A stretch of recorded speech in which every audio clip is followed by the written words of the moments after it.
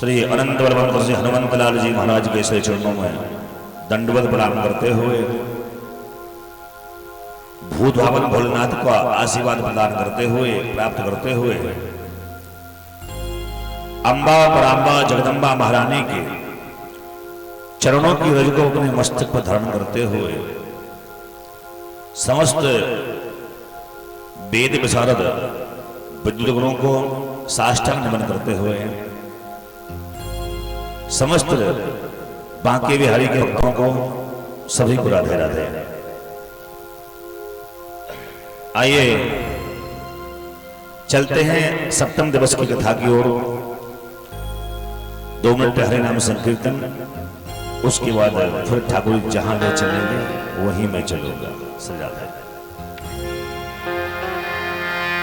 मेरो राधा रमण गिरधारी गिरधारी श्याम बनवारी। मेरो राधा रमण गिरधारी गिरधारी श्याम बनवारी। मेरो राधा रमण गिरधारी गिरधारी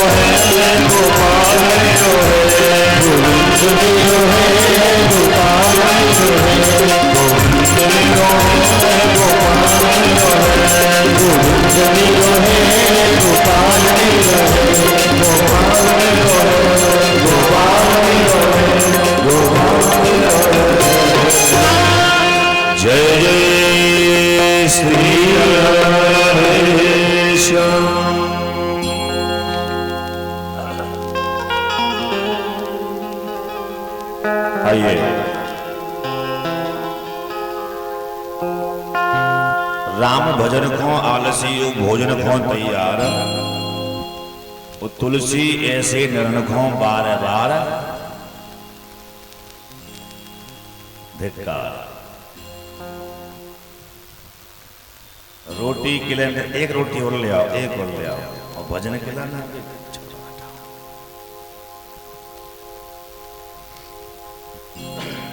जिसने आपको जिंदगी दी है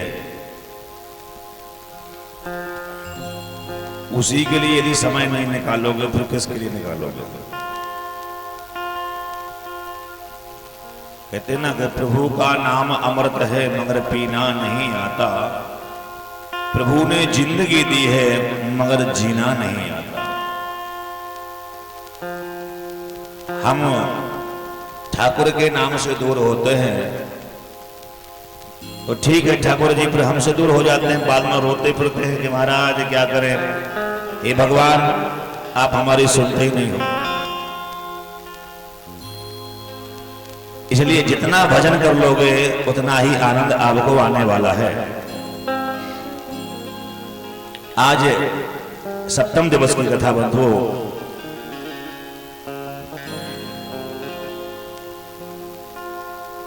कल हमारे गोविंद को ब्याह है गो।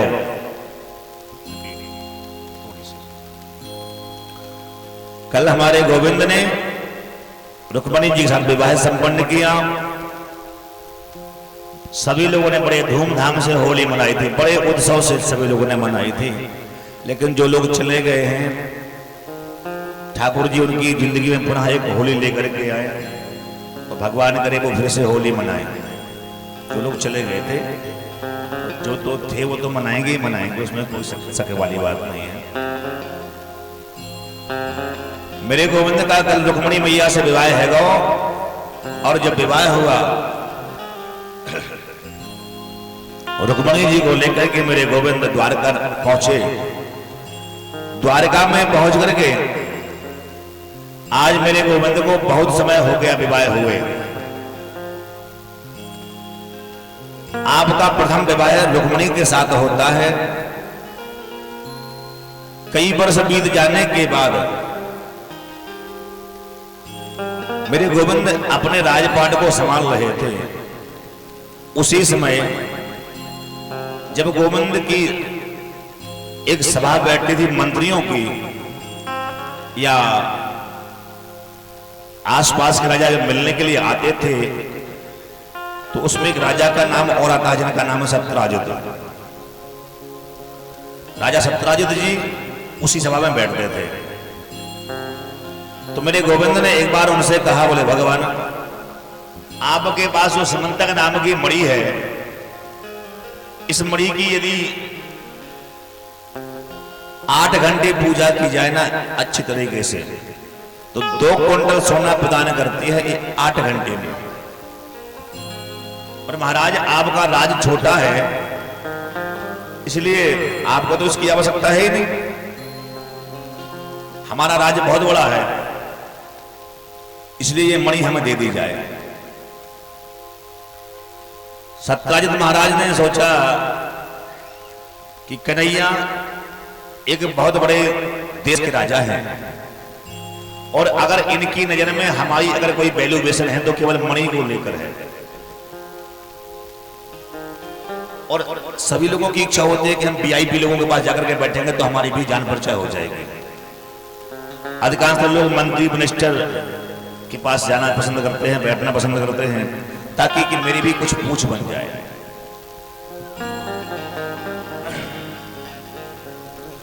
सत्यजित भी वहीं पर बैठे थे।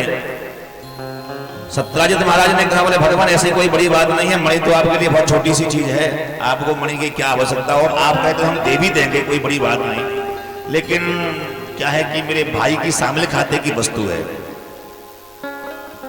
तो उससे पूछना पड़ेगा ना कि उसको दे दे, किसी को दें अथवा ना दें। कन्हैया बोले ठीक है, तुम पूछ लेना, यदि अगर हो सके तो दे देना। ठीक है भगवान। सत्यजित महाराज उस मणि को लेकर के घर में गए, अपने भाई को कहा, प्रसेनजित को, बोले भैया कन्हैया ने हमसे मणि मांगी है। छोटे भाई ने कहा, बोले भैया ऐसा है कि हम इस मणि को कल पहन करके चले जाएंगे मार्केट में, गांव में निकलेंगे, नगर में निकलेंगे, लोग बाग पूछेंगे, उसको देख करके तो बात करेंगे, तो हम कहते हैं भैया हमारे शामिल खाते की वस्तु है ये, तो फिर धीरे धीरे करके वो बात कन्हैया तक पहुंच जाएगी, तो फिर वो नहीं मांगेंगे। हुआ भी यही। उस मणि को पहन करके प्रसेनजित और जाकर के नगर में जब गए, और अकस्मात वह एक जंगल की ओर प्रस्थान करते हैं, जहां जाकर के एक सिंह ने उसका वध कर दिया, उस मणि को प्राप्त किया। उस मणि, उस सिंह का वध एक वृक्षराज ने किया, एक भालू ने उसका वध किया, और उसको ले जाकर के अपनी पुत्री को दे दिया। मेरे गोविंद का दूसरा विवाह होता है जामवती के साथ।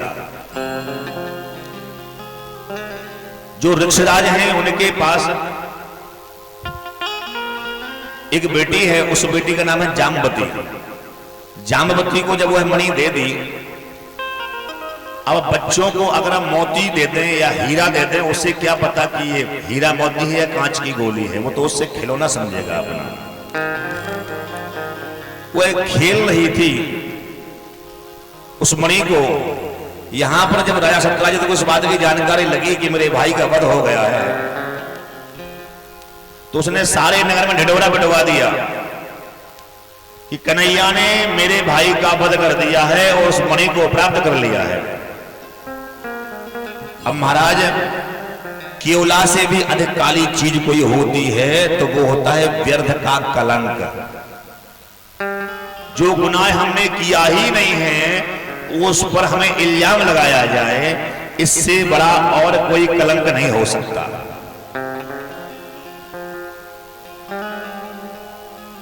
आज मेरे गोविंद जी बड़े उदास भाव से बैठे हुए थे। गर्गाचार्य जी को बुलाया और गर्गाचार्य जी को बुला करके उनसे पूछा, बोले भगवान आज जरा मेरा जन्मांक देखो, ऐसा क्या है कि मैंने जिंदगी में कोई ना कोई ऐसा तो कर्म किया होगा ना, जिस कर्म के करने के प्रभाव से मुझे एक कलंक लगा है। भाई बिना कर्म के तो किसी को कोई फल मिलता नहीं, तो मैंने ऐसा क्या काम कर दिया। गर्गाचार्य जी महाराज ने कन्हैया की कुंडली को देखा और कुंडली को देख करके कन्हैया से कहते हैं, बोले हे कन्हैया तुमने अपने जीवन में एक बहुत बड़ी गलती कर दी। बोले क्या?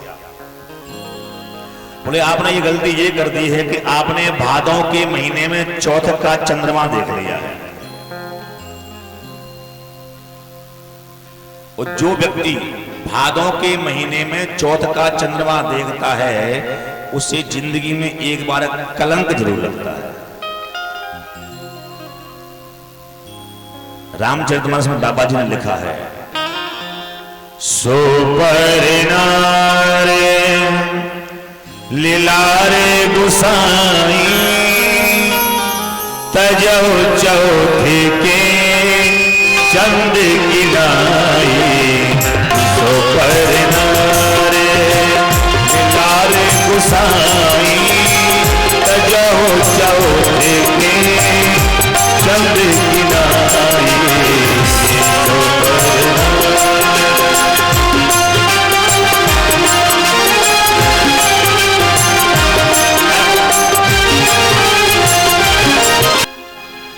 चौथ का चंद्रमा जिंदगी में कभी नहीं देखना चाहिए। मेरे गोविंद ने कहा, बोले भगवान इस कलंक को हम जरूर धो करके रहेंगे, इसको हम अपने मस्तक पर उठाकर जी नहीं सकते। मेरे गोविंद ने अपने रथ को सजाया और रथ को सजा करके मेरे गोविंद जंगल की ओर चल दिए। उस जामवंत जी ऐसे हैं जिसमें बामन भगवान ने एक पल में जब तीनों लोगों को नापा था, उतने समय में जामवंत जी ने इस पूरी पृथ्वी की 7 परिक्रमा लगा ली थी। उभय घड़ी में दीनी 7 प्रदक्षिण धाय, 7 परिक्रमा लगा ली। ऐसे प्रतापी थे जामवंत जी। और जब मेरे गोविंद से उनका युद्ध होता है तो 14 दिन होगा युद्ध होते होते, लेकिन हार नहीं मानते। 14 दिन बाद जब जामवंत जी को ऐसा लगा कि अब तो हम जीत ही नहीं सकते, आखिर ऐसा कौन सा पुरुष है पृथ्वी पर पैदा हो गया है जो हमारी बराबरी कर सकता है। जरूर एक कोई ना कोई मेरे गोविंद का अवतार है, मेरे प्रभु का अवतार है। युद्ध को छोड़ दिया, हाथ जोड़ करके खड़े हो गए, बोले प्रभु कृपा करके अपना परिचय दीजिए। आप कोई सामान्य प्राणी नहीं हो सकते महाराज, वरना सामान्य प्राणी की तो औकात ही नहीं कि हमसे आकर के युद्ध करे। प्रभु हम आपके चरणों में प्रणाम करते हैं और आप बताइए आपका परिचय क्या है। मेरे गोविंद ने कहा, बोले हे जामवंत जी, याद करो वो दिन। कौन? त्रेता युग।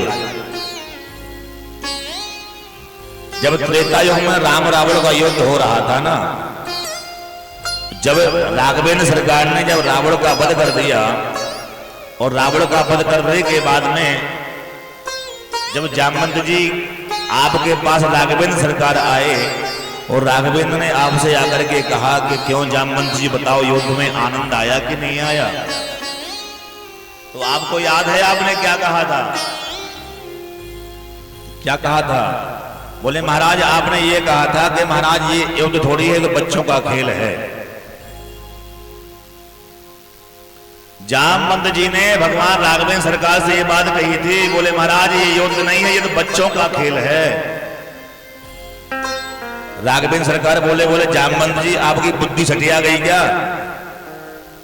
हजारों लाखों माताओं का सुहाग उजड़ गया, करोड़ों माताओं की गोद सूनी हो गई, हजारों करोड़ों बहनें बिना भाई के हो गई, करोड़ों घर के दिए बुझ गए, और तुम ये कहते हो कि बच्चों का खेल है?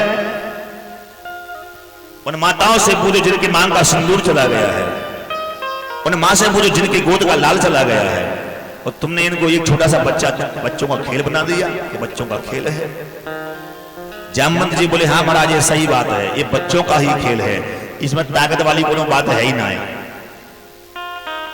भगवान बोले फिर ताकत किसमें होती है? जामवंत जी बोले महाराज आप ये बताओ, आप उस सड़क के उस तरफ खड़े हो और हम सड़क के इस तरफ खड़े हैं, और आप यहां से तीर चला रहे, हम वहां से तीर चला रहे, कोई बात होती है? ये युद्ध थोड़ी होता है। बोले फिर अगर ऐसे युद्ध कहा जाए कि आप उस कोने पे खड़े हम इस कोने पे खड़े, और आप वहां से हमें मार रहे, हम वहां से यहां से आपको मार रहे, अगर ऐसे युद्ध ही कहा जाए तो महाराज संसार के सबसे बड़े धनोधर को, सबसे बड़े बलि को 5 साल का बच्चा भी मार सकता है? नहीं मार सकता? मार सकता है भाई। अगर हमें गोली ही मारना है तो चाहे कितना बड़ा पहलवान व्यक्ति हो, 1 मिनट में मार देंगे उसको। बोले महाराज आजकल लोग जैसे कहते हैं महाराज उससे बड़ी भैया बहुत खतरनाक व्यक्ति, उसने 4 मर्डर कर दिए, 5 मर्डर कर दिए, वो बहुत बड़ा डॉन है। तुम क्या खाक डॉन हो? तुमसे बड़ा कायर संसार में कोई दूसरा है ही नहीं, तुमसे बड़ा डरपोक संसार में कोई है ही नहीं। अगर तुम डॉन हो, अगर तुम ताकतवर हो, तो तुम अपने सामने वाले व्यक्ति से ये कह दो भैया हम तुम्हें मार रहे हैं, सावधान हो जाओ। और उससे बोल करके अगर मारा जाए उसे कहते हैं बाहुबली। अगर ऐसे छुपके से मारना होता है ना तो 5 साल का बच्चा भी 100 वर्ष के व्यक्ति को मार सकता है, कोनो बड़ी बात ना आया। जामवंत जी बोले महाराज आपने वहां से तीर चलाया, हमने यहां से तीर चलाया, ये युद्ध नहीं होता। गोविंद बोले फिर युद्ध क्या होता है? तो जामवंत जी ने कहा बोले महाराज युद्ध तो उसे कहते हैं जब छाती से छाती टकराए, बाजुओं से बाजुएं टकराएं, पूरा शरीर पसीना पसीना हो जाए, एक एक शरीर की नस ढीली हो जाए, हमारे मुख के तुम में पड़े और तुम्हारे मुख के हम में पड़े, जब सारा मांस ढीला हो जाए, उसे कहते हैं युद्ध। ये युद्ध थोड़ी है। इस युद्ध में हमें बिल्कुल आनंद नहीं आया। आप तो ये समझ लो भगवान कि हम तो केवल बैठे बैठे सोते रहे कि बच्चे खेल रहे, खेलने दो। राघवेंद्र सरकार ने कहा था जामवंत जी से, बोले हे जामवंत जी, अगर आपके मन में ऐसी धारणा है कि नस नस ढीली होने, तो चिंता न करो, तुम्हारी व्यवस्था हम कर दे, है ना। बोलो राधे राधे। बोले भगवान जामवंत जी याद करो, आपने हमसे ऐसा कहा था, इसलिए आज तुम्हारी नस नस ढीली भई कि नहीं भई, कि बकाया हो तो और बताओ। जामवंत जी ने हाथ जोड़े, बोले महाराज समझ में आ गया हमें। जामवंत जी ने कहा भगवान इस मणि को तो आप ले ही जाएं, लेकिन इसके साथ साथ में मेरी एक पुत्री रूपी मणि है, उसको भी आप लेकर के चले जाइए। दूसरा विवाह मेरे गोविंद का होता है जामवती जी के साथ। जब मणि को लेकर के आप आते हैं तो आपने आकर के महाराज सत्राजित को वह मणि प्रदान की। बोले महाराज ये मणि आप अपने रख लीजिए। सत्राजित बोले महाराज जी हम ये मणि नहीं रख सकते हैं, आप एक काम करो, ये मणि भी आप ले जाओ और हमारी बिटिया की भी एक है हमारे पास, उसको भी आप स्वीकार कर लीजिए गोविंद। मेरे गोविंद ने कहा बोले भगवान देखो, बिटिया तो हम आपकी स्वीकार कर सकते हैं लेकिन मणि नहीं। क्यों मणि क्यों नहीं ले सकते? पुत्री रूपी मणि तो प्राप्त कर सकते हैं, लेकिन बिटिया वो आपका जो मणि है सोने देने वाली, उसको मैं नहीं ले सकता। परीक्षित ने प्रश्न कर दिया, बोले भगवान वह मणि को क्यों स्वीकार नहीं कर रहे थे मेरे गोविंद? सुखदेव भगवान कहते राजा परीक्षित मणि इसलिए नहीं ले रहे थे मेरे गोविंद। मेरे गोविंद ने कहा सोचा कि हमारी जो बड़ी पत्नी है ना रुक्मणी जी, वो अपने घर से कुछ लेके नहीं आई, खाली हाथ आई थी, और जामवती भी खाली हाथ ही आई है।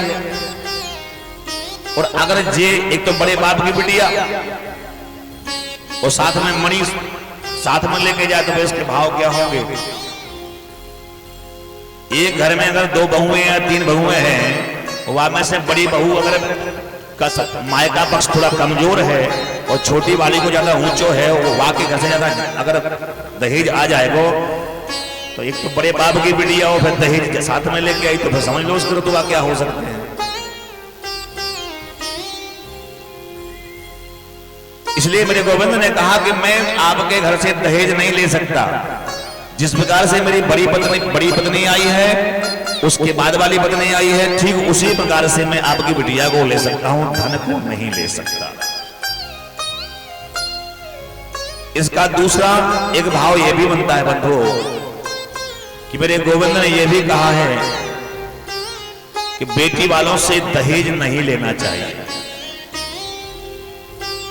उसकी जो सामर्थ्य बनती है वो देता है, लेकिन हम किसी को फोर्स करें, किसी को मजबूर करके अगर किसी से धन लेते हैं तो फिर हम याचक कहलाएंगे, हम भिखारी कहलाएंगे। इसलिए गोविंद ने उस मणि को छोड़ दिया और उस पुत्र रूपी मणि को प्राप्त किया। सुखदेव भगवान कहते राजा परीक्षित, मेरे गोविंद ने तीसरा विवाह किया सत्यभामा के साथ में। एक दिन मेरे गोविंद उस वृंदावन की पुण्य गलन में भ्रमण कर रहे थे अपने शिष्य अर्जुन को लेकर के। उसी समय एक परम सुंदरी युवती जमुना जी के किनारे पर बैठी हुई परमात्मा का भजन कर रही थी।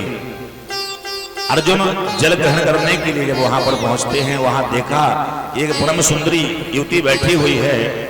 अर्जुन ने पूछा, बोले देवी ये बताओ आप कौन है और यहाँ पर क्यों बैठी हैं?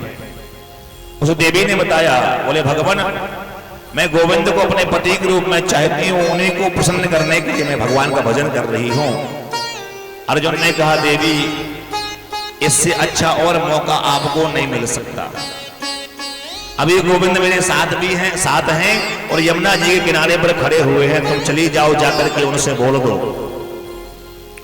वह देवी वहां से उठती है और उठ करके सीधे मेरे गोविंद के पास आई और गोविंद के पास आकर के गोविंद से कहा, प्रभु आप तो घट घट के जानने वाले हैं गोविंद, आप तो हर एक जीवात्मा के हृदय में निवास करते हैं ठाकुर, मेरे मन में क्या भाव हैं ये आपसे छुपे हुए नहीं हैं।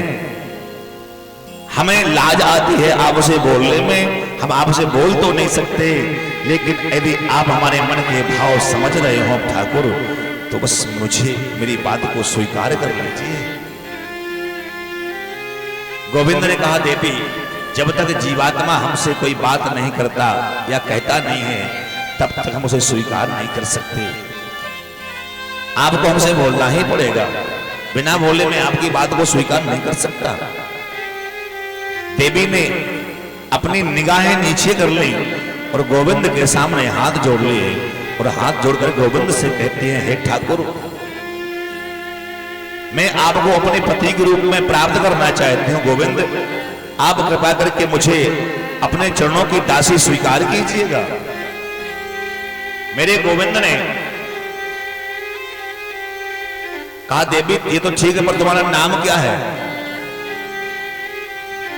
उस देवी ने कहा, बोले भगवान मेरा नाम कालिंदी है और कालिंदी का एक नाम और है जमुना, जमुना जी वृंदावन की। महाराज जब रक्षाबंधन का समय आता है ना तो जमुना जी अपने भैया, जमुना जी किसकी बेटी हैं? सूर्य की पुत्री हैं, वो यमराज की बहन है। जब यमराज की बहन है और सूर्य की पुत्री है यमुना जी, यमुना जी जब यमलोक में जब अपने भाई यमराज को राखी बांधने जाती हैं,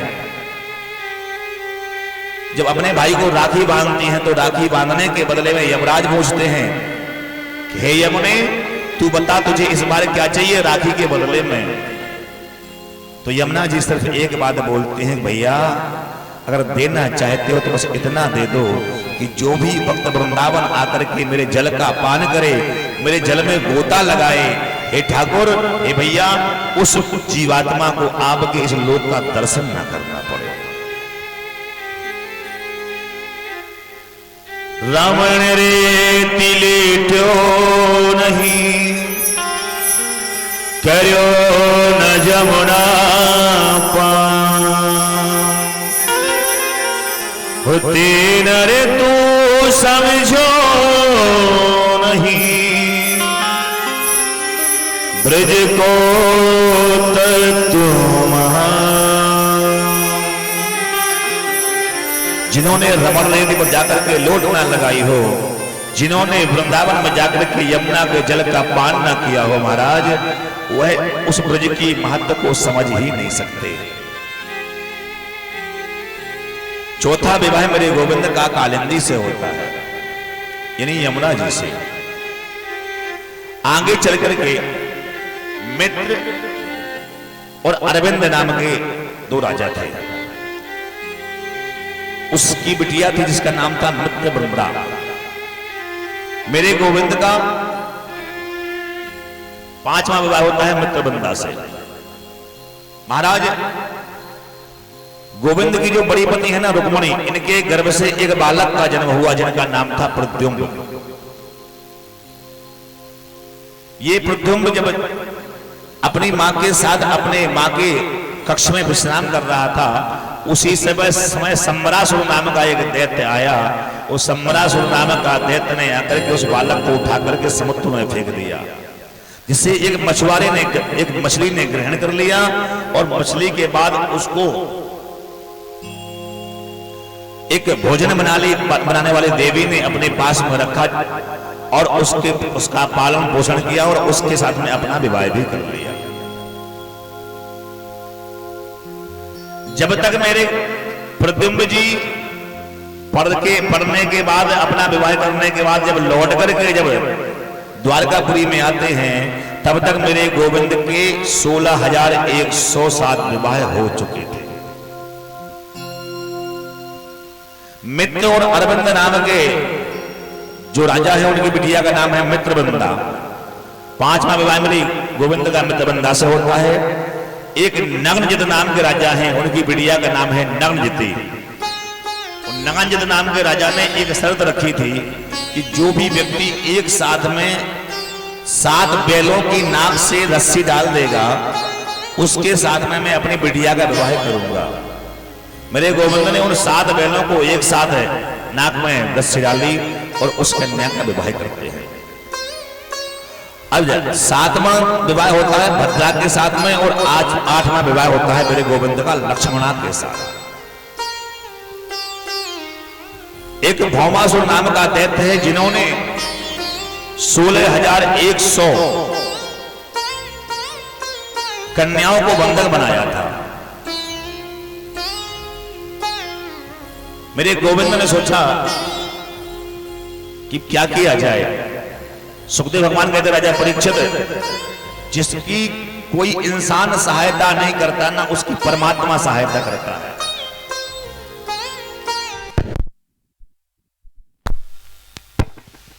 श्री राधे।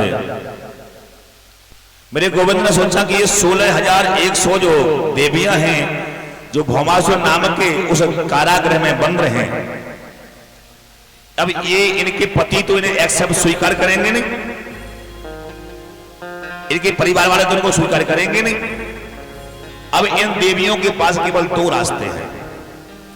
या तो ये देवियां गलत रास्ते पर चली जाएंगी या तो ये किसी गलत मार्ग पर चली जाएंगी, और अगर गलत मार्ग पर नहीं जाएंगी तो अपने प्राणों को त्याग देंगी। इसके अलावा इनके पास और कोई रास्ता नहीं है।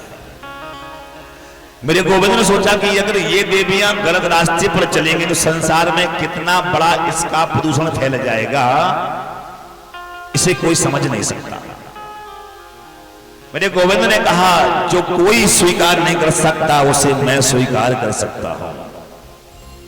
उस दैत्य के पास जाकर के वहां पर जाकर के उन 16,107 देवियों 16,100 देवियों को आपने ग्रहण किया और घर में आए।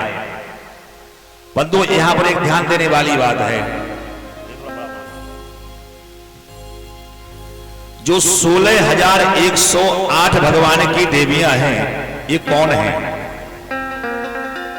हमारे वेद में 3 कांड हैं, ज्ञान कांड, कर्म कांड और उपासना कांड।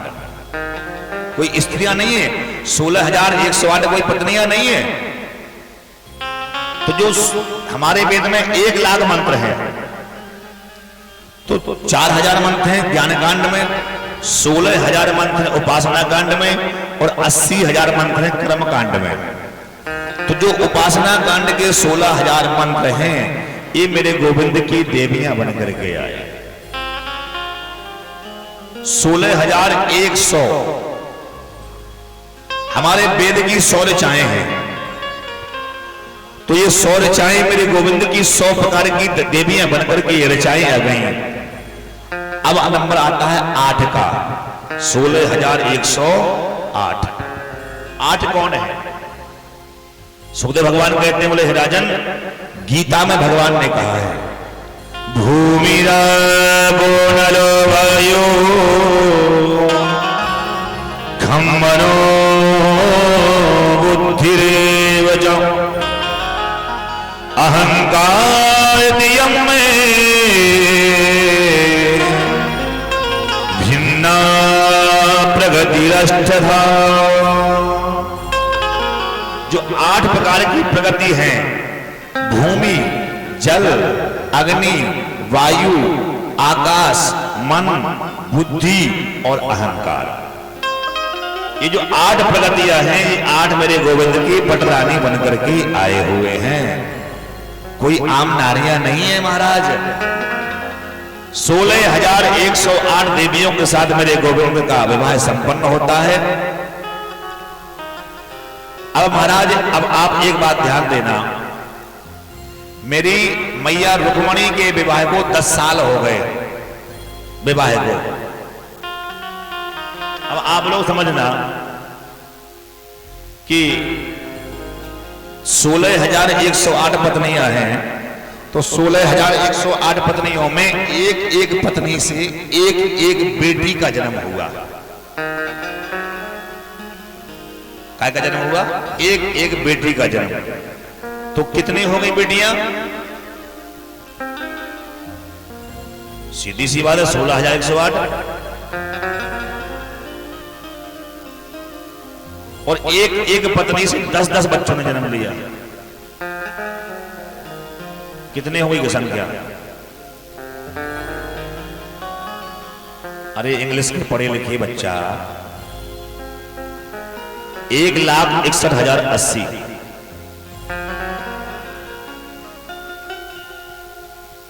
1,61,080 मतलब विधानसभा को चुनाव करैया अकेले लड़ सकता है ना। इतना बड़ा परिवार मेरे गोविंद का है। 1,61,080 बालक और बेटियां 16,108। इतना बड़ा परिवार होने के बाद मेरे गोविंद ने सुंदर सा परिवार चलाया।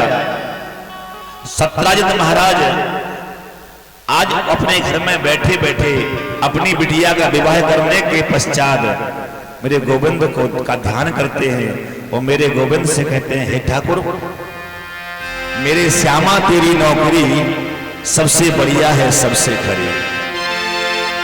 अरे मेरे